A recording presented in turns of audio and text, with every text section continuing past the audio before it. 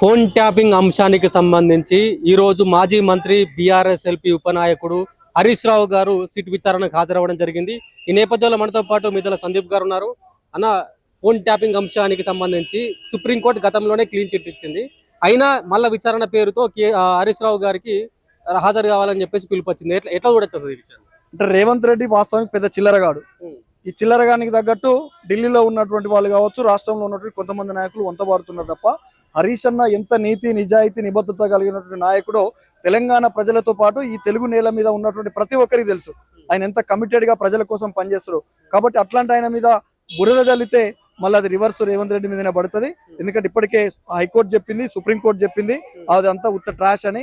కాబట్టి ఇదంతా ఇప్పుడు జరుగుతున్నటువంటి స్థానిక ఎన్నికలలో డైవర్షన్ కోసమే ఈ రోజు రేవంత్ రెడ్డి కొత్త నాటకానికి తెరలేపిండు. ఏది ఏమైనా కాంగ్రెస్ పాలన ప్రజలను ముంచే పాలన, రేవంత్ పాలన ఇండ్లను కూల్చే పాలన, ఇది దోపిడి పాలన, దొంగల పాలన, ఇండ్లను కూల్చే పాలన, కాంగ్రెస్ పాలన ప్రజలను ముంచే పాలన, రెండేండ్ల పాలన ఇండ్లను కూల్చే పాలన, అధికారం లేనప్పుడు అమలు కాని హామీలు అధికారం వచ్చినాక అడ్డమైన కూతలాయే, నిరుద్యోగులందరినీ రెచ్చగొట్టి గద్దెనెక్కి మార్పు మార్పు అనుకుంటా మనల ముంచ వచ్చినోడు వాడు ఢిల్లీకి బోవుడు తప్ప గల్లికి చేసింది లేదు, కాంగ్రెస్ పాలన ప్రజలను ముంచే పాలన, రేవంత్ పాలన ఇండ్లను కూల్చే పాలన. ఈ రెండేళ్ల కాలంలో దిమ్మెలు కూలుస్తాను దిమ్మనే ఆ దిమ్మె మీద నుంచే త్వరలో దిగబోతున్నాడు. అందులో భాగంగానే వాళ్ళ పార్టీలో ఉన్నటువంటి కోమటిరెడ్డి వెంకటరెడ్డి గారి మీద ఒకవైపు ఎన్టీవీ తోటి, ఒకవైపు ఏబిఎన్ తోటి బట్టి విక్రమార్క, ఒక 40 ఏళ్ల రాజకీయ చరిత్ర ఉన్నటువంటి బట్టి విక్రమార్క కరుడు కట్టినటువంటి కట్టర్ కాంగ్రెస్ పెద్ద నాయకుడి మీదనే ఈయన చిల్లర రాజకీయాలని చూస్తున్నారు. వాళ్ళే ఎక్కడికక్కడ ఫ్రస్ట్రేషన్స్ లోనే ఏం చేయాలో అర్థం కాకున్నారు. కాబట్టి మేము ఆయన ఇండ్లను కూలుస్తున్నాడు, ఆయన చెప్తున్నాడు మా దిమ్మల కూలుస్తాను. ఎందుకు కూలుస్తాడు దిమ్మల్ని? మీ దిమ్మల్ని కూల్చినమే కదా, టీడీపీ దిమ్మని కూల్చిన తర్వాతకే కదా ఇక్కడ తెలంగాణ రాష్ట్రంలో కేసీఆర్ గారు 10 సంవత్సరాలు పాలించింది. మీ గద్దెను కూల్చిన తర్వాతకే కదా ఈరోజు కేసీఆర్ గారు ఢిల్లీ బాసులందరినీ గల్లీకి రప్పించి తెలంగాణ రాష్ట్రాన్ని తీసుకొచ్చుకునే విధంగా చేసింది.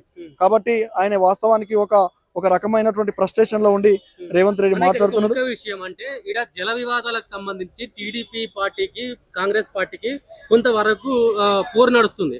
ఈ సమయంలో టీడీపీ పార్టీని నెత్తిన పెట్టుకోవడం ఎంతవరకు కరెక్ట్? అసలు నేనేమంటున్నా అంటే అదే చెప్తున్నా, రేవంత్ రెడ్డికి టీడీపీ అంటే అది ఒక తల్లి పార్టీ ఆయనకు. అంటే ఆయన ఆ గూట్లకి వెళ్ళి వచ్చిన పక్షే కాబట్టి పచ్చకంలోనికి లోకమంతా పచ్చగానే కనపడుతుంది అన్నట్టు కాంగ్రెస్ జెండాలు కూడా ఆయనకు పచ్చగానే కనపడుతున్నాయి ఏడబోయినా. కాబట్టి ఏ కాంగ్రెస్ పార్టీకి ఆత్మగౌరవం కోసమని ఎన్టీఆర్ గారు టీడీపీ పార్టీని స్థాపించిండు. ఎన్టీఆర్ గారు ఉన్నన్ని రోజులు ఆయన జీవితం అంతా కాంగ్రెస్ పార్టీ మీదనే పోరాటం చేసిండు. ఇవాళ బీఆర్ఎస్ పార్టీ జెండాలు కూలిస్తే ఎన్టీఆర్ ఆత్మ శాంతిస్తుంది అంటే ఆయన మూర్ఖత్వానికి అదే పెద్ద నిదర్శనము.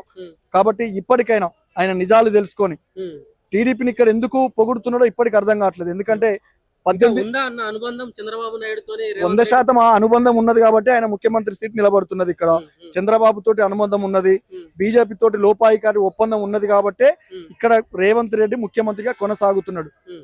వాస్తవానికి బీజేపీ తత్వం ఏందో మీ అందరికీ తెలుసు. అంటే బీజేపీ ఎక్కడ పాగా వేయాలనుకుంటే అక్కడ ఉన్నటువంటి ప్రభుత్వాలను మొత్తం పడగొడుతుంది. కానీ తెలంగాణలో ఎందుకు నిలబెట్టుతుంది కాంగ్రెస్ ప్రభుత్వాన్ని అంటే ప్రో బీజేపీ, ప్రో టీడీపీ. కాబట్టి ఇప్పటికైనా ప్రజలు అర్థం చేసుకోవాలి. మరీ ముఖ్యంగా కట్టర్ కాంగ్రెస్ పార్టీ నాయకులు రేవంత్ రెడ్డి స్వభావాన్ని, ఆయనకు టీడీపీ మీద చంద్రబాబు మీద తనకున్నటువంటి లోపాయికార ఒప్పందాన్ని ఎప్పుడున్నా నిట్ట నిలువున కాంగ్రెస్ పార్టీని చీల్చి టీడీపీలో బీజేపీతో పొత్తు పెట్టుకొని ఆయన సొంతంగా వెళ్లే ప్రయత్నాలలో ఉన్నాడు.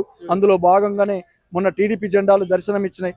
కాంగ్రెస్ జెండాలను నేలగొట్టి టీడీపీ జెండాలు పట్టుకొని తను ఇండైరెక్ట్ గా తన సమాచారం ఇచ్చింది కాబట్టి అక్కడ చాలా మంది టీడీపీ జెండాలు వచ్చినాయి. ఎన్నడూ కూడా టీడీపీ జెండా ఎగరలేదు 10 సంవత్సరాల కాలంలో. ఎందుకంటే టీడీపీ జెండా చరిత్ర ఏందో తెలుసు. బెల్లి లలితక్కను తాగబోతే నీళ్లు లేక తుమ్మెదాలో తడి గొంతులారిపాయే తుమ్మెదాలో ఇట్లాంటి పాట పాడినటువంటి బెల్లి లలితక్కను 18 ముక్కలు చేసింది ఆ రోజు చంద్రబాబు నాయుడు. అందుకో రగుతు పందుకో ఈ దొంగల దరిమేటందుకో అని ప్రజాస్వామిక తెలంగాణ కావాలని కొట్లాడినటువంటి మారోజు వీరన్నను బూటకపు ఎన్కౌంటర్ చేసిండు అదే టీడీపీ పార్టీ ముఖ్యమంత్రి అయినటువంటి చంద్రబాబు నాయుడు. అంటే ఇట్లా తెలంగాణ బిడ్డలందరినీ కడుపున పెట్టుకున్నందుకు, వాళ్ళని బూటకపు ఎన్కౌంటర్లు చేసి 18 ముక్కలు నరకబడినటువంటి బెల్లి లలితకని చంపినందుకు ఈరోజు చంద్రబాబు మీద ప్రేమన? ఇదే నువ్వు పొద్దున్న లేస్తే గద్దరన్న జపం చేస్తావు, అమ్మా తెలంగాణమా ఆకలికే కలగానమా అని తెలంగాణ మొత్తం చుట్టి వచ్చినటువంటి గద్దరన్న మీద ప్రేమ చూపిస్తావు. ఇదే గద్దరన్నను కదా నీకు ఎన్కౌంటర్ చేసి బుల్లెట్లు, ఆయన నడుములలోకి బుల్లెట్లు దించింది చంద్రబాబు నాయుడు. నీకు ఎందుకంత చంద్రబాబు నాయుడు మీద? ఇక్కడ ఒకవైపు తెలంగాణ ప్రజలు మళ్ళా స్వాగతించరు, అది జరిగే ముచ్చటే కాదు. టీడీపీని ఒక్కసారి నేలకేసి కొట్టినాం కాబట్టి ఆంధ్రాకు పోయి అక్కడ రాజకీయాలు చేసుకుంటారు. మళ్ళొక్కసారి ఆయన కుర్చీకి ఎక్కడ ఎసరు వస్తుందనో చంద్రబాబుని ఆయన ప్రసన్నం చేసుకోవడంలో భాగమే. ఏది ఎట్లయినా ఇక్కడ కాంగ్రెస్ లో సఖ్యత లేదు. ఒకవైపు బట్టి, ఒకవైపు ఉత్తము, ఒకవైపు కోమటిరెడ్డి వెంకటరెడ్డి, ఒకవైపు పొంగులేటి శ్రీనివాసరెడ్డి. వాళ్ళ కాంట్రాక్టులతోటి వాళ్ళకుండే సమస్యలు వాళ్ళకున్నాయి. ఎప్పుడైనా నన్ను సీట్ల నుంచి దించే అవకాశాలు ఉన్నాయని తనకు ఒక పిచ్చి క్లారిటీ ఉన్నది. కాబట్టి చంద్రబాబు డైరెక్షన్ లో బీజేపీ తోటి ప్రసన్నమైండు. ఇక్కడ ఎప్పుడైనా కాంగ్రెస్ పార్టీ కూలిపోవడం ఖాయము. రేవంత్ రెడ్డి కలలు కంటున్నటువంటి మళ్ళా ప్రో చంద్రబాబు ప్రో బీజేపీతోని గద్దెను ఎక్కుదాం అనుకుంటున్నాడు. కానీ ఇన్ని రకాలుగా అష్టదిగ్బంధనం చేస్తా ఉంటే బీఆర్ఎస్ నాయకులైనా సరే, బీఆర్ఎస్ కార్యకర్తలైనా సరే ఏమన్నా భయపడే అంశం ఏమైనా ఉందా? ఎందుకు భయపడతాం బ్రదర్? వాళ్ళ రకాలుగా ఇటు మాటలతోని, ఇటు చేతలతోని, విచారణల పేరుతోని ఇవన్నిటితో అష్టదిగ్బంధనం చేస్తున్నాడు. మాకు ఇవన్నీ చాలా చిన్నవి. తెలంగాణ ఉద్యమంలో లబ్బరు బుల్లెట్లకు కావచ్చు, మిలియన్ మార్చి, సాగరహారము, సకల జనుల సమ్మె, వాళ్ళ ఢిల్లీ భాషలకే భయపడలేదు.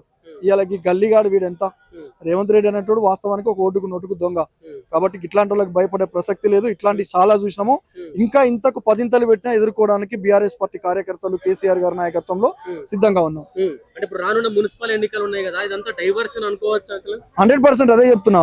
మొన్న జరిగినటువంటి పంచాయతీ ఎన్నికలలో 4000కు పైగా గెలిచారు. అది పార్టీ గుర్తు కాకపోయినా జస్ట్ కేసీఆర్ గారి బొమ్మ పెట్టుకొని పోయినందుకే ఎక్కడ కేసీఆర్ బొమ్మ కనపడితే ఆ అభ్యర్థులని ప్రజలు బ్రహ్మరథం బట్టి 4000కు పైగా గ్రామ పంచాయతీలలో, ఈ 4000 చాలా పెద్ద గ్రామ పంచాయతీలలోనే గెలిచింది. ఆయన గ్లోబల్ సమ్మిట్ అని పెట్టినటువంటి బేగరి కంచెలే బీఆర్ఎస్ పార్టీ గెలిచింది. అక్కడనే అర్థం చేసుకోవాలి కదా. కాబట్టి దానికంటే ఇంకెక్కువ పట్టణ ప్రాంతాలలో చదువుకున్న వాళ్ళు ఉంటారు. ఆయన ఇస్తానటువంటి 6 గ్యారంటీలు అమలు చేయలేదు, ఇస్తానటువంటి 2 లక్షల ఉద్యోగాలు ఇవ్వలేదు, ఇస్తానటువంటి పెన్షన్ 4000 రూపాయలు చేస్తున్నాడు, అది ఇవ్వలేదు, మహిళలకు 2500 ఇస్తాడు, అది ఇవ్వలేదు. ఇవన్నీ చూసిన తర్వాత పట్టణ ప్రాంతాలలో ఉండే వాళ్ళు ఇంకొద్దిగా చైతన్యవంతమైన వాళ్ళు, చదువుకున్నటువంటి. అంటే కేసీఆర్ గారు ముఖ్యమంత్రిగా ఉన్నప్పుడు ఎట్లున్నది, ఈ ఓటుకు నోటుకు దొంగ రేవంత్ రెడ్డి వచ్చినప్పుడు ఎట్లున్నది అనేది ప్రజలు చాలా తెలివివంతులు, చదువుకున్న వాళ్ళు ఉంటారు. కాబట్టి ఇంకెక్కువ కారు గుర్తు వైపు కేసీఆర్ గారి ప్రపంచం ముందు మనం ఎవరం తట్టుకోలేమని మాత్రమే ఆయన డైవర్షన్ పాలిటిక్స్ లో భాగంగానే ఈ రోజు హరీష్ అన్నకు నోటీస్ పంపించడం జరిగింది. హరీష్ అన్న మీద ఆయన ఎంత నికార్సైన నాయకుడో తెలుగు నేల మీద ఉన్నటువంటి ప్రతి ఒక్క తెలుగు బిడ్డకు తెలుసు. కాబట్టి అట్లాంటి ఆయన నువ్వు ఎంత ఇబ్బంది పెట్టాలని చూసినా, ట్రబుల్ షూటర్ని స్ట్రగుల్ చేయాలని చూస్తే నువ్వే స్ట్రగుల్ లో పడతావు బిడ్డ. ఖబర్దార్ రేవంత్ రెడ్డి. 33 జిల్లాలను 17 జిల్లాలకు కుదింపు చేస్తారని కొన్ని వార్తలు వస్తున్నాయి. ఒకవేళ అట్లా చేస్తే తెలంగాణ సమాజం ఊరుకుంటుందా? అసలే ఊకోదు. ఎందుకంటే తెలంగాణ ఉద్యమంలోనే కేసీఆర్ గారు తిరుగుతున్న సందర్భంలో చెప్పిండు ఎక్కడికెక్కడికి జిల్లాలు అవసరము. అంటే పరిపాలనని ప్రజల వద్దకు తీసుకెళ్లడంలో భాగంగానే జిల్లాల పునర్వ్యవస్థీకరణ చేపట్టాడు కేసీఆర్ గారు. 33 జిల్లాలని 17 జిల్లాలు చేస్తా అంటే నీకు ఇక్కడ చివరి వరకు ఉన్నటువంటి వ్యక్తి మళ్ళీ రంగారెడ్డి కలెక్టరేట్ కు రాగలడా? సిద్దిపేటలో ఉన్న ఆయన పోయి మళ్ళీ మెదక్ కలెక్టరేట్ కు పోగలడా? నీకు అన్ని నిర్మాణం చేసిండు. అంటే కేసీఆర్ గారు ఆనవాళ్ళను తుడిచేస్తాను అంటున్నాడు చూసిరా. అందులో భాగమే ఈ జిల్లాలని రద్దు చేస్తా అంటున్నాడు. నువ్వు గనక జిల్లాలని రద్దు చేస్తే నీ ముఖ్యమంత్రి పీఠాన్ని రద్దు చేయడానికి ప్రజలు చాలా సిద్ధంగా ఉన్నారు. ఆయనకి ఎక్కడ పనులు ఏం చేయాలో అర్థం కాక ఏదో ఒక రకంగా ఏదో ఒక సంబంధించి అకౌంట్ ని లింక్ చేస్తానన్నాడు కదా, దాని గురించి ఏం చెప్తారు? అంటే వాస్తవానికి ట్రాఫిక్ చలానాల నుంచి రద్దు అయ్యే పైసలు నిజానికి ఏదో మతలబు ఉంటది. ఖచ్చితంగా వాళ్ళు మొత్తానికైతే ఓటుకు నోటుకు దొంగకు దొంగ లెక్కలు ఎట్లుంటాయో తెలుసు. ఈ మాత్రం కేసీఆర్ గారు చేయలేకనా? తెలుసు కదా. అంటే ఒక సిస్టమ్ ఎట్లా డెవలప్ చేయాలనేది కేసీఆర్ గారికి తెలుసు. కానీ ఈయనకి ఏం తెలుసు? మొన్ననే చెప్పిండు స్వయంగా, 17 సంవత్సరాలలో నేను అనుకున్నటువంటి లక్ష్యాన్ని ఉంటున్నా, నాకంటే అనుభవం అయినటువంటి వాళ్ళు మంత్రులు ఉన్నప్పటికీ కూడా నాకే ముఖ్యమంత్రి సీటు దొరికింది, నేను మంత్రిని కాలేదు, అయినా డైరెక్ట్ నేను ముఖ్యమంత్రిని అయినా అని చెప్పిండు. కాబట్టి అనుభవం లేనోనికి గిట్లనే ఇస్తే అంటే సింహాసనం మీద కుక్కను కూర్చోబెడితే ఎట్లుంటుందో ఇలా రేవంత్ రెడ్డి పరిస్థితి కూడా గట్లే ఉంది. తెలంగాణ ప్రజలు ఎట్లున్నారు అసలు? తెలంగాణలో ప్రజాపాలన అని చెప్పుకున్నప్పుడు తెలంగాణ ప్రజల కాంగ్రెస్ ప్రభుత్వ హయాంలో సుఖశాంతులతో ఉన్నారంటారా?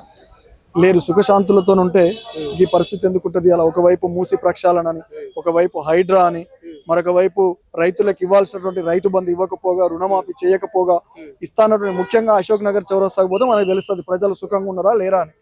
ఏ నిరుద్యోగుల పేరు చెప్పుకొని రాహుల్ గాంధీని అశోక్ నగర్ చౌరస్తా వరకు పట్టుకొచ్చి వాళ్ళ ఓట్లని దండుకున్నాడో, ఏ నిరుద్యోగులను అయితే రెచ్చగొట్టి గ్రామాలలోకి పంపించి కాంగ్రెస్ పార్టీకి ఓటేయమని ప్రచారం చేయించిండో, ఇవాళ అదే నిరుద్యోగులు ఈ రోజు రేవంత్ రెడ్డి గారిని గద్దె దించడానికి సిద్ధంగా ఉన్నారు. ఇప్పటికైనా తన వైఖరి మార్చుకుంటే మంచిగా ఉంటుంది, లేకపోతే తస్మాత్ జాగ్రత్త బిడ్డ రేవంత్ రెడ్డి.